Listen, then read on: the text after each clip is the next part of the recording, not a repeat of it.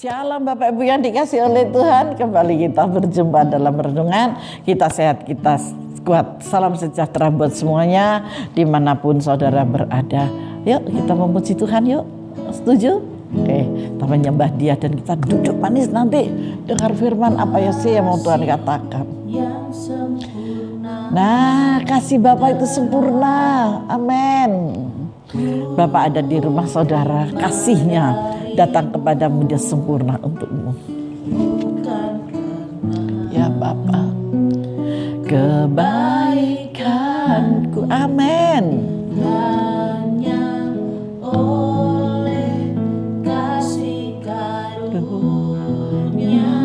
ya Tuhan, Kau pulihkan, amin, amin. Layakkanku untuk dapat memanggilmu Bapa, Kau beri yang ku pinta. Saat ku mencari, ku mendapatkan. Ku ketuk pintumu dan Kau bukakan. Sebab Kau Bapakku, Bapa yang kekal. Bapa, terima kasih Engkau adalah Bapa kami yang kekal, Tuhan.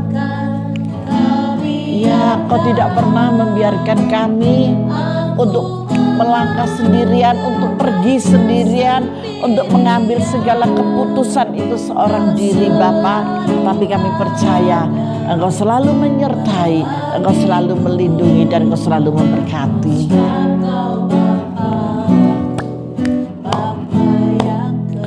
Amin, amin.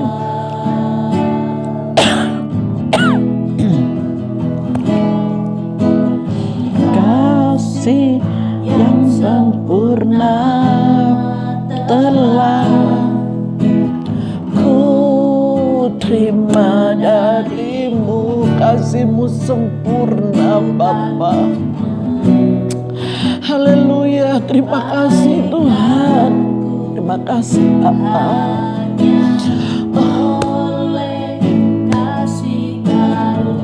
Hanya karena kasih karunia-Mu Bapa, Engkau lakukan sesuatu yang indah buat anak-anak-Mu. Bapa, terima kasih. Bapa, terima kasih Bapa.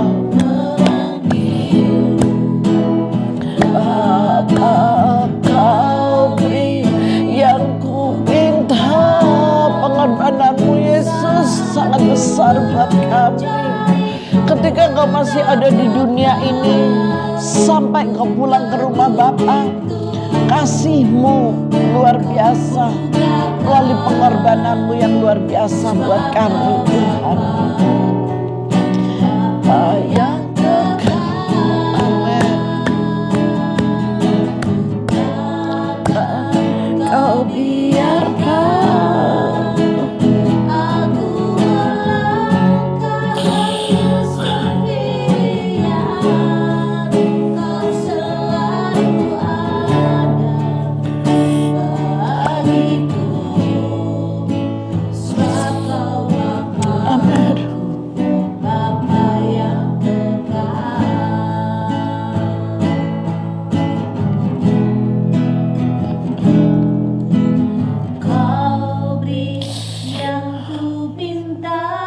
amin. Terima kasih Bapak.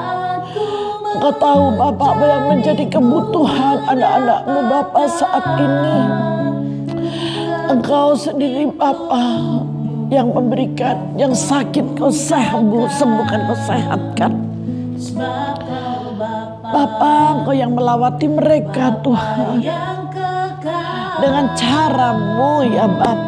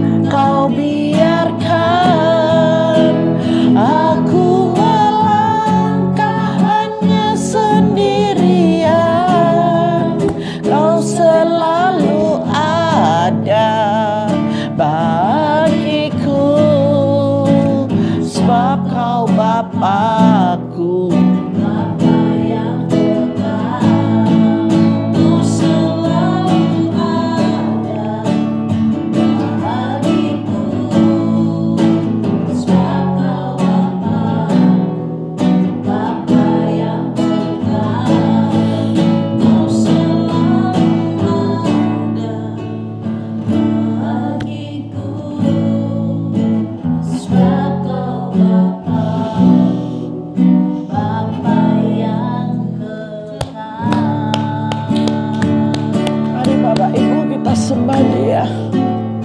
Haleluya, haleluya, haleluya. Bapa terima kasih. Haleluya.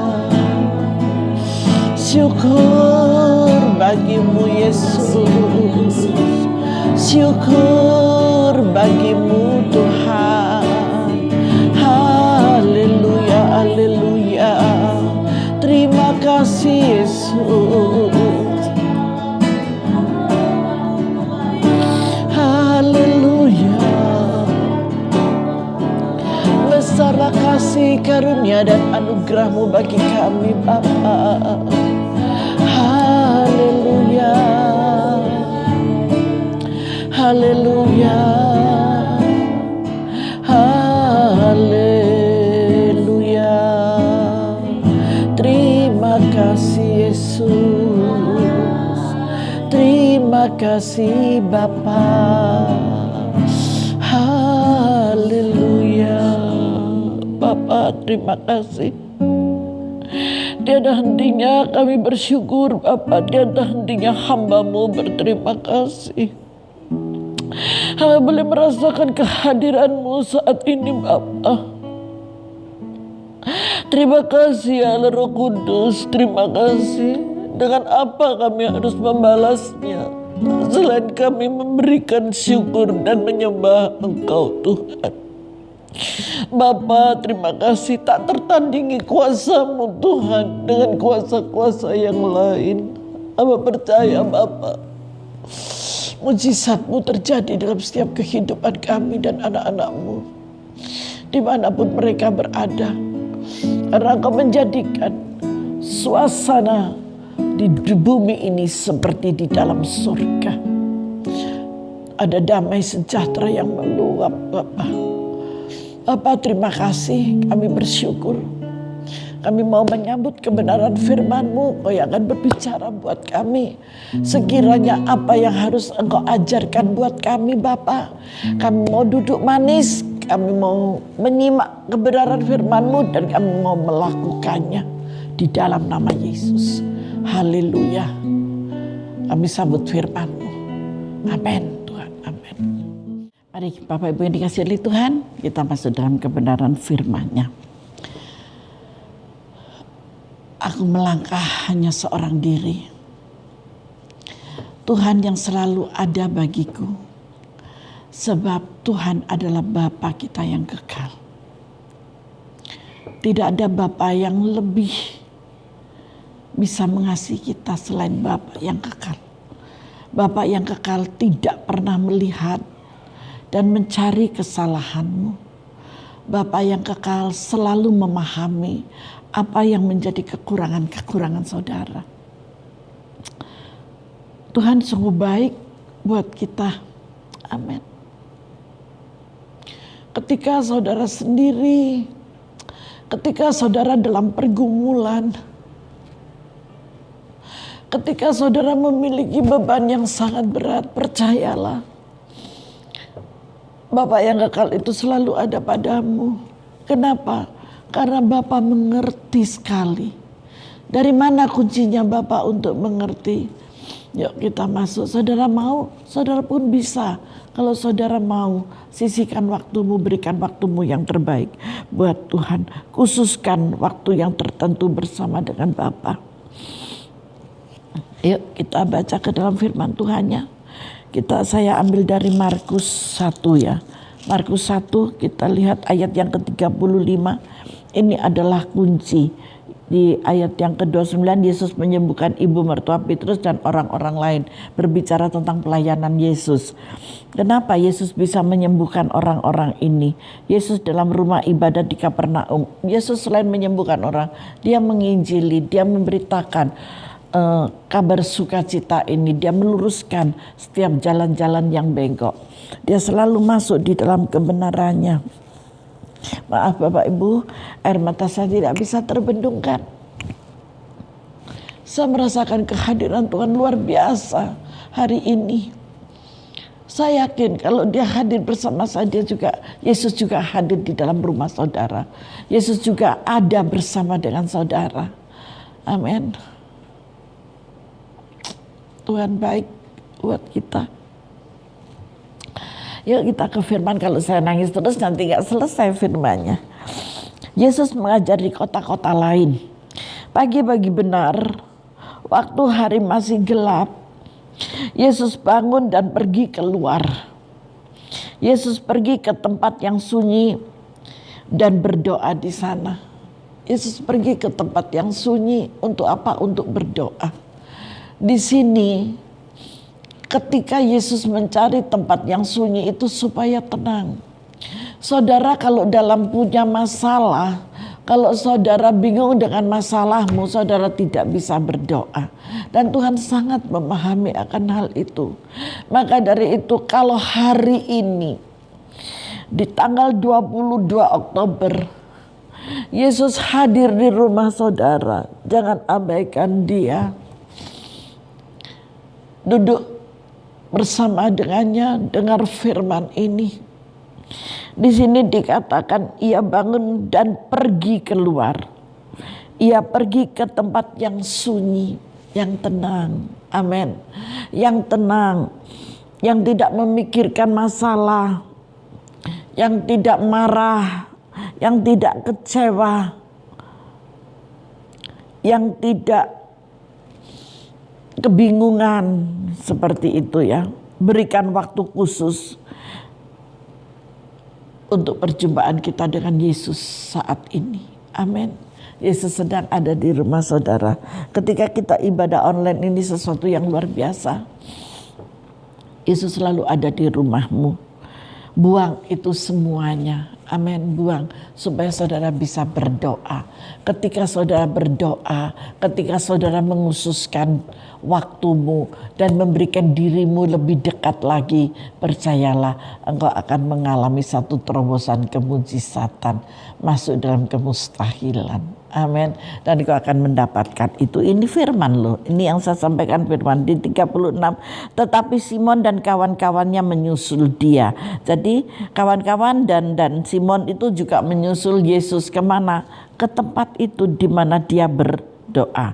Waktu menemukan Yesus mereka berkata, semua orang mencari engkau. Dan apa yang dikatakan Yesus? Biar sudah orang-orang mencari aku, ya aku tahu. Tapi aku harus mengkhususkan diriku terlebih dahulu dengan Bapakku yang ada di sorga. Aku mau berbincang dengan dia. Kebersamaannya dengan Allah tidak tergantikan oleh apapun juga. Yesus selalu menyediakan waktu yang khusus untuk berbicara kepada Allah dan mendengarkan Allah. Ketika Yesus datang di tempat yang sunyi, ketika Yesus berbincang, berduaan dengan Tuhan, dengan Allahnya, dengan Bapaknya, Yesus semakin dipertajam pendengarannya, Yesus semakin diperkuat dengan apa yang diberikannya. Saudara pun bisa mengalami hal yang sama. Ketika saudara menyisihkan waktumu dengan keadaan yang tenang, dengan keadaan yang tidak gusar hatimu, dengan keadaan yang tidak ada kekecewaan, dengan keadaan yang penuh kedamaian, saudara akan semakin diurapi oleh Tuhan.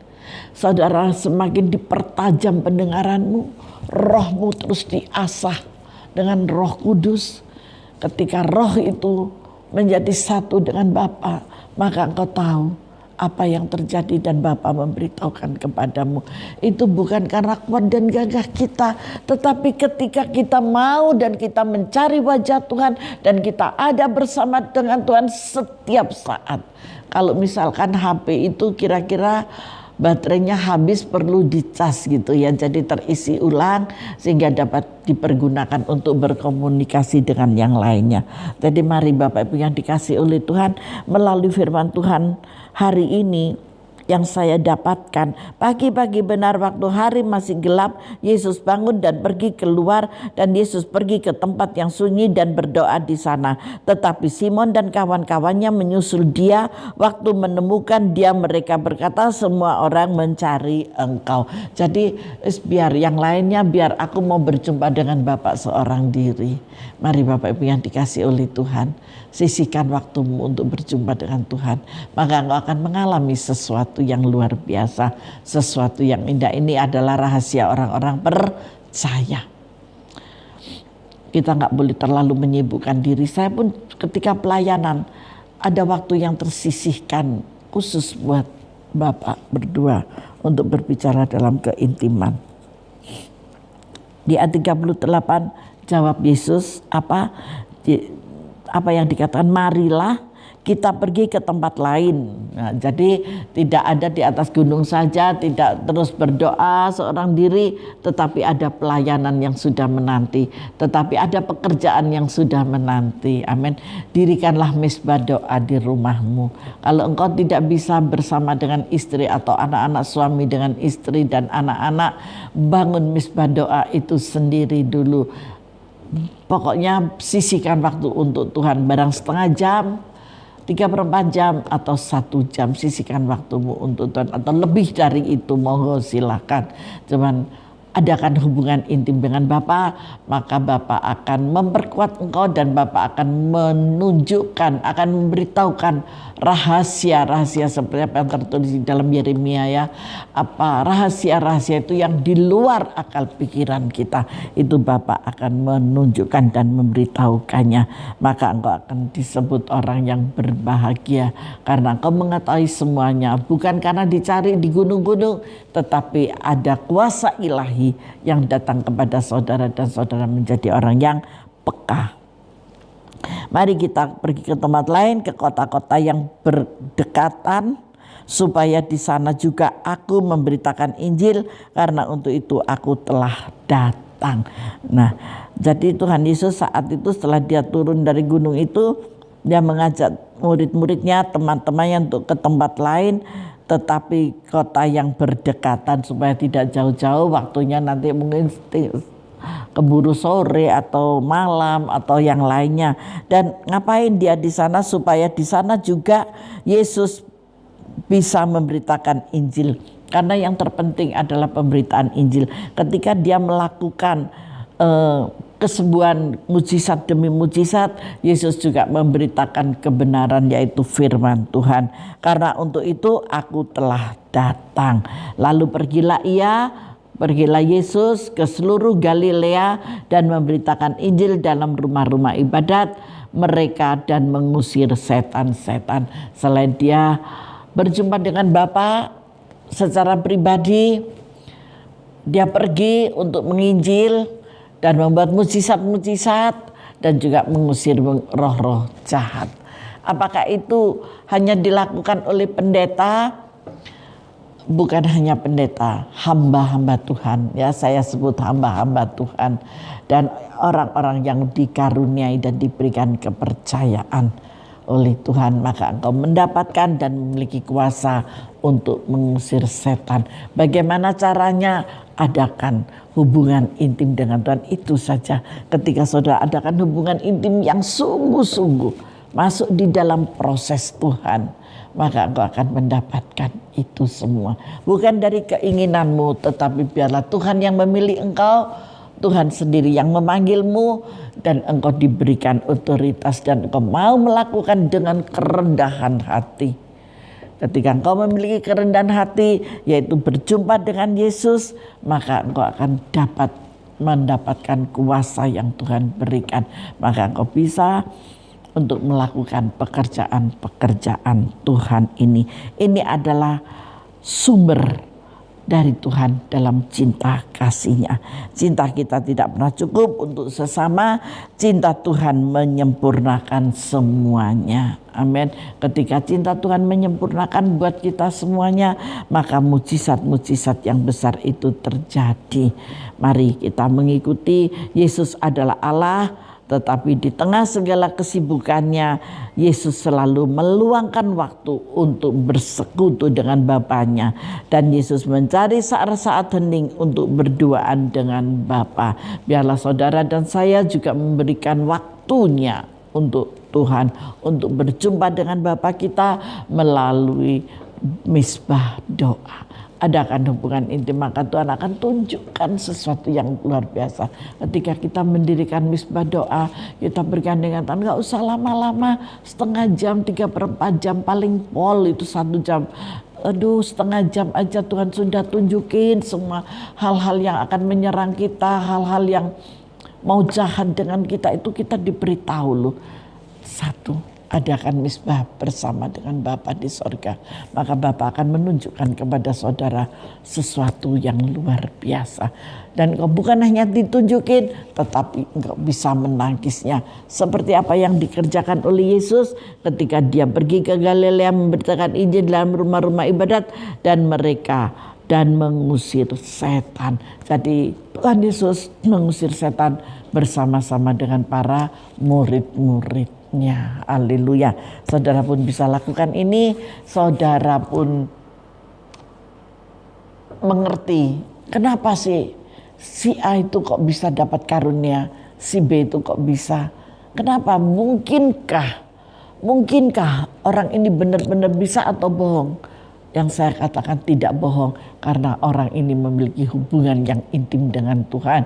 Ketika keintiman itu dia bangun, maka dia melihat sesuatu, dan sesuatu itu Tuhan yang tunjukkan, dan Tuhan dapat memberikan kuasa kepadanya. Jadi bukan cuma ditunjukin, tetapi orang ini juga bisa mengusir. Itu adalah pilihan, itu adalah satu panggilan.